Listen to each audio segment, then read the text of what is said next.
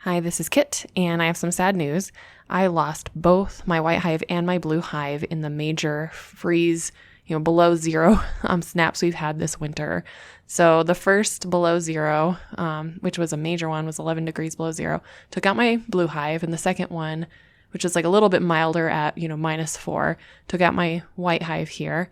So I was in the middle of doing some cleanup work, and I thought I would grab some video. So what I am doing, since my bees are all dead, you can see them on the bottom of the bar, the bottom of the hive, I'm pulling the brood, like the old black brood comb on any bar that has a lot of blackened brood comb. I'm just taking this as an opportunity to clean house, since bees tend to really like to lay their eggs in the black brood comb. It's hard to get it out any other way.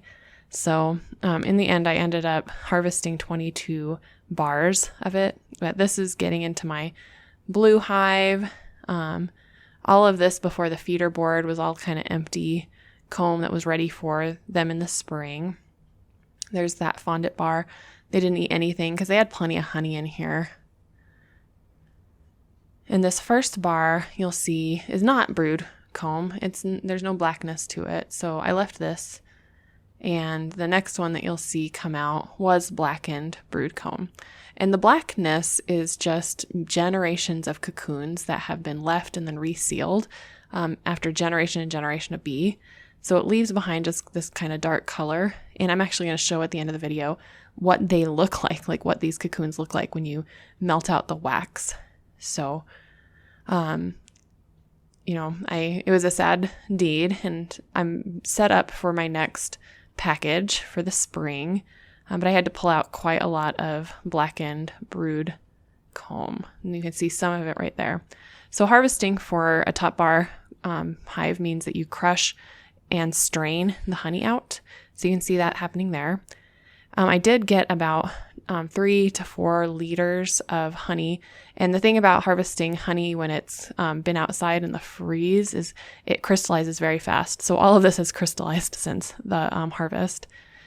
Now I want to show you structurally what I'm talking about when I am talking about blackened brood comb. So this is a very dense, not very much honey brood comb that I'm going to melt down. See, there's a little bit of a close-up. You can see there's a little bit of honey, some pollen in there. So I put it in my oven at 170 to allow the wax to melt and the honey to kind of come out because of the melted wax. You can see the top of the bar was fastened just with honeycomb. So no generations had been laid in that, attachment to the top bar. And all the rest that remains, this is all cocoons. So you can see they come out very still structurally intact with the hexagon, and they're papery. So you pull them out and you can just really easily crumble them in your fingers. But look at how beautiful the reverse side of those cocoons look. But see, you can pinch them down. This is not wax. This is just kind of the papery cocooning, and it gets resealed after each generation in order to prepare for the next generation. So that is what brood comb looks like when you take it out and you let it melt down.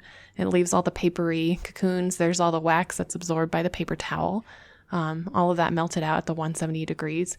And then there's honey that, of course, was released and kind of absorbed into the paper towel as well.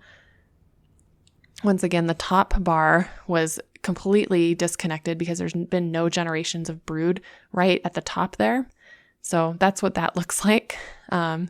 I am set to start again. That's the life of a beekeeper. Got a package on order. And sadly enjoying some sweet honey that was a consequence of this harvest. But hopefully you better understand a little bit of how, the top bar and what is happening inside the hive as far as when they're laying eggs or when they're, just storing pollen and honey. And everyone learned something today, sadly.